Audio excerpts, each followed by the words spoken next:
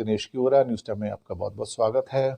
भारत के संदर्भ में भारत की इकोनॉमी के कंडीशन अब ऐसी हो गई, अब लगभग सभी एजेंसीज, चाहे वो फिच हो, स्टैंडर्ड एंड पुअर हो, क्राइसिल हो, ICRA हो, स्टेट बैंक ऑफ इंडिया हो या बाकी कुछ और एजेंसीज हैं, इंडिया केयर है, तो इनका अब कहना है कि इंडिया रेटिंग्स है, एक और है, इनका ये कहना है कि भारत में अब जो पूरे साल की जो ग्रोथ होगी वो -10 से -15% के बीच में होगी।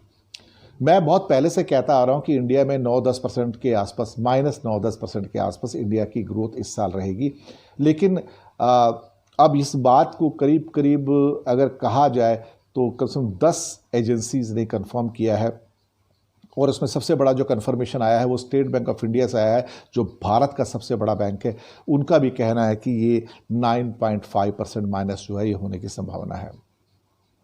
किसी भी ये जो स्टैंडर्ड एजेंसी जो है, जो रेटिंग एजेंसीज मैंने बताया है, किसी में भी ज़्यादा वेरिएशन नहीं है। ले दे के सारी की सारी 10 और 15% के बीच में रेंज कर रही हैं, और जो बैंक्स हैं उन्होंने भी आखिरकार यही सारे के सारे फिगर्स दिए हैं, अनुमानित फिगर्स दिए हैं।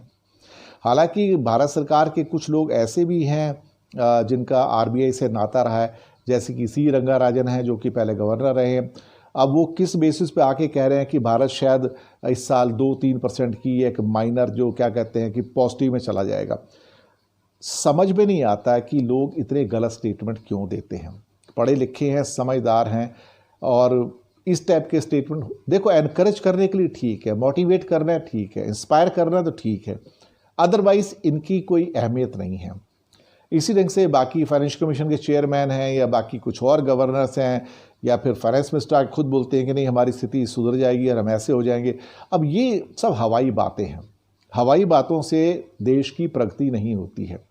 और हिंदुस्तान में हमारा ख़ास तौर से जो अर्थव्यवस्था है उसका भट्टा तो पहले ही बैठ गया था, कोविड से पहले ही बैठा हुआ था। हम लगातार माइनस में जा रहे थे।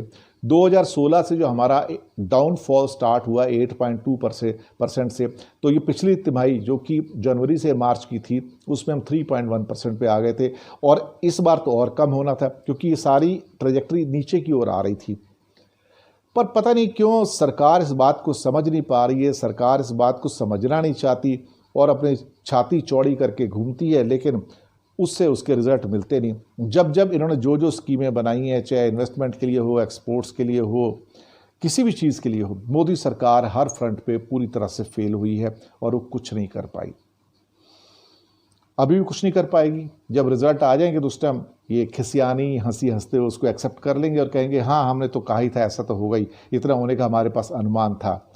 और ये अगले साल तक भी आएगा, उससे अगले साल भी आएगा। ये मैंने पहले भी कहा है, 2023-24 से पहले इंडिया की ग्रोथ आप अंदाज़ा लगाइए, जहाँ पे हम 2020 के जनवरी में थे वहाँ से हम वापस स्टार्ट करेंगे।